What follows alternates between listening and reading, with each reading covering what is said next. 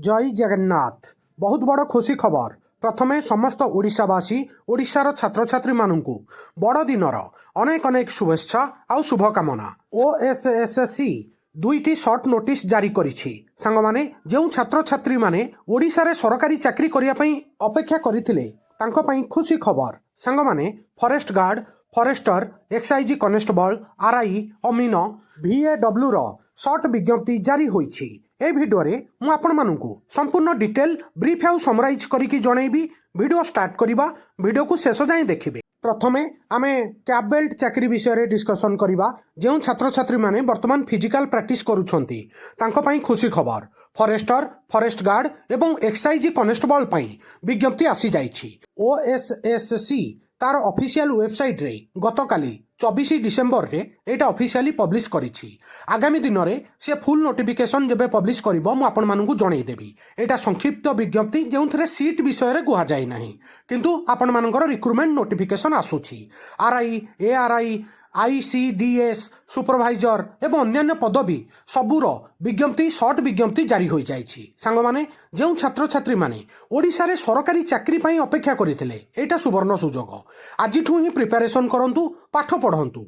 Odisha subordinate staff selection commission OSSC forester, forest guard एवं excise constable पदवी पई नियुक्ति 2025 +2 किंबा 10म पास करिथुवा प्रार्थी माने ऑनलाइन रे आवेदन करि परिबे। ऑफिशियल साइट 30 डिसेम्बर रे एक्टिवेट हबो आउ आवेदन करिवार शेष तारीख रहिबो 30 जनवरी 2026।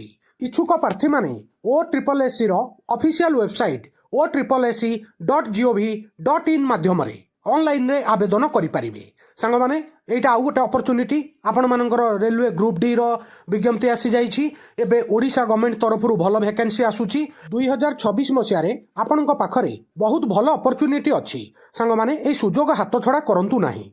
एबे आपनकु एज क्राइटेरिया विषय रे जणै दउछि। समस्त पोस्ट पई आपनकु मिनिमम 18 वर्ष होइथिबा दरकार। जनरल कैटेगरी रे मैक्सिमम एज अछि 38 वर्ष। एठारे आपण मानकु एज रिलैक्सेशन मध्य मिलिबो। जदि आपण माने SC ST किंबा OBC कैटेगरी रु बिलोंग करूथिबे ताहाले 3 वर्ष आ 5 वर्षर रिलैक्सेशन मध्य मिलिबो। एटा OSSC तरफरु शॉर्ट नोटिस आसीछि। मु आपण मानकु संपूर्ण डिटेल ब्रीफ रे जणै देली। आउ जते बेले फुल वैकेंसी डिटेल आसीबो आपनकु परे अपडेट करै देबी। एबे मेन पॉइंट गोटे जणाउछि आपनकु, खाली फॉर्म भरि देले संग माने चाकरी हबोनी।